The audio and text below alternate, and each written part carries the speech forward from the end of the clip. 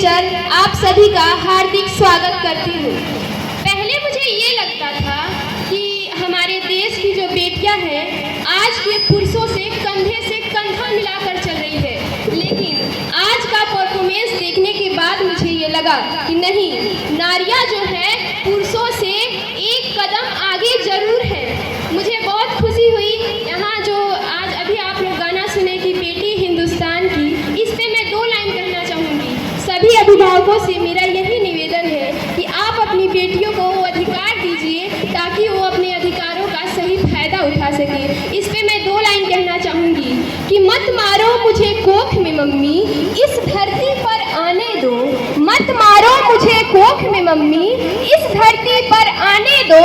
मुझको मेरा हक दो पापा, कुछ करके दिखलाने दो। माना कठिन डगर है मेरी, माना कठिन डगर है मेरी, पर मंजिल पा जाऊंगी। बेटी हूँ तो क्या हुआ, बेटे से ज्यादा फर्ज निभाऊंगी। बेटी हूँ तो क्या हुआ, बेटे से ज्यादा फर्ज निभाऊंगी। इसी कड़ी को आगे बढ़ाते हुए मैं आज आप लोगों के समक्ष देश प्रेम और राष्ट्र निर्माण के उपलक्ष्य में अपने कुछ विचार साझा करूंगी। तो चलिए शुरू करते हैं। हम अपनी जान के दुश्मन को अपनी जान कहते हैं। हम अपनी जान के दुश्मन को अपनी जान कहते हैं। मोहब्बत की इसी मिट्टी को हिंदुस्तान कहते हैं। मोहब्बत की इसी मिट्टी को हिंदुस्तान कहते हैं। जो दुनिया में सुनाई दे उसे कहते हैं खामोशी। जो दुनिया में सुनाई दे उसे कहते हैं खामोशी। और जो आंखों में दिखाई दे उसे तूफान कहते हैं। और जो आंखों में दिखाई दे उसे तूफान कहते हैं। जो ये दीवार का सुराख है साहब, जो ये दीवार का सुराख है, चाइना पाकिस्तान अमेरिका साजिशों का हिस्सा है, मगर हम इसे अपने घर का रोशनदान कहते हैं। इसे अपने घर का रोशनदान कहते हैं। महोदय, आज़ादी, आज़ादी का असली मतलब वही समझ सकता है जिसने कभी गुलामी की हो। हम तो सौभाग्यशाली है जो हमने स्वतंत्र भारत में जन्म लिया। यूं तो आज़ादी की लौ 1857 में ही चल चुकी थी, जो वर्षाल बनकर 1947 में हमारे देश को आज़ाद कराई। प्राचीन, मध्यकालीन और वर्तमान भारत के उदाहरणों से यह स्पष्ट करना चाहूँगी कि जब हम फिरंगियों के फेरे में फंस गए थे तो रंग दे बसंती चोला की एक आवाज़ पर टोलों के टोले उमड़ आते थे और उनके वंदे मातरम के नारों से खून में आने वाला 5-5 डिग्री का तूफान अंग्रेजी शासक की जड़ों में तूफान ला देता था।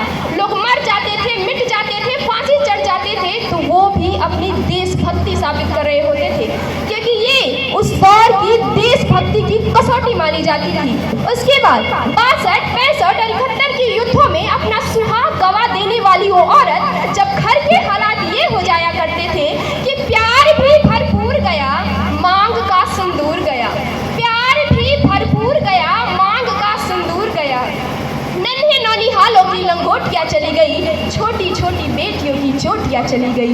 बाप की कमाई गई, भाई की पढ़ाई गई। ऐसा एक विस्फोट हुआ, पता ही चला नहीं, पूरे जिस्म की ही कई बोटियाँ चली गई। और आपके लिए तो एक आदमी मरा है साहब, आपके लिए तो एक आदमी मरा है साहब। मेरे घर की तो रोटियाँ ही चली गई, मेरे घर की तो रोटियाँ ही चली गई। भले हालात पैदा हो जाने के बावजूद भी एक माँ अपने बेटे को सरहद पे दुश्मनों की धज्जियाँ उड़ाने के लिए भेज देती थी और उसे पत्र लिखा कर ये भेजा करती थी कि अम्मा ने खत लिखा है बड़े ही चाव से, अम्मा ने खत लिखा है बड़े ही चाव से। पुत्र मेरे घबरा न जाना, 1 इंच भी पीछे न हटना, चाहे इंच इंच कट जाना, चाहे इंच इंच कट जाना। इस तरह पूरा परिवार अपनी देशभक्ति साबित कर रहा होता था। तब देश बलिदान मांगता था, तब देश लड़ जाने को कहता था, तब देश मर जाने को, मिट जाने को या फांसी चढ़ जाने को कहता था। किंतु आज देश लड़ जाने को नहीं कहता, आज देश मर जाने को, मिट जाने को या फांसी चढ़ जाने को भी नहीं कहता। किंतु मेरे विचारों में जो व्यक्ति अपना काम पूरी ईमानदारी, पूरी मेहनत और पूरी लगन से करता है, वही सबसे बड़ा देशभक्त और सबसे बड़ा राष्ट्र प्रेम है। मैं नहीं मानती कि राष्ट्रगान के 52 सेकंड में सिर्फ खड़े हो जाना भारत माता या वंदे मातरम की जय के जोरों शोरों से नारे लगा रही देशभक्ति है। मैं नहीं मानती कि व्हाट्सएप और फेसबुक की डीपी को 3 रंग में रखना ही देशभक्ति है। और यदि आप कहेंगे कि साल में 2 बार हाथ में तिरंगा ले लेना ही देशभक्ति है,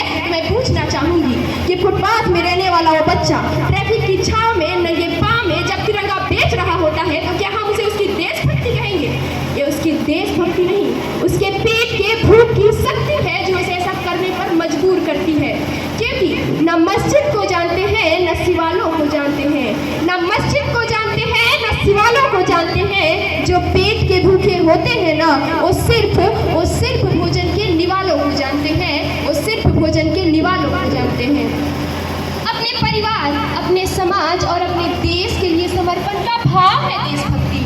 हर एक देशद्रोही के जीवन में आने वाला तूफान है हमारी सच्ची देशभक्ति, ताकि हर देशद्रोही ये समझ सके कि अगर तू परिंदा है तो ये आसमान तेरा है, अगर तू परिंदा है तो ये आसमान तेरा है, अगर तू दरिंदा है तो ये शमशान तेरा है। और भाईचारे से रहना है तो रह इस जमीन पे, भाईचारे से रहना है तो रह इस जमीन पे, वरना यही कब्र भी तेरा और यही कब्रिस्तान तेरा है, और यही कब्रिस्तान तेरा है। लेकिन एक देशद्रोही से ज्यादा तो देशभक्ति तब आहत होती है जब एक बेटा अपने बूढ़े माँ बाप को वृद्धाश्रम की चौखट पर छोड़ाते हैं।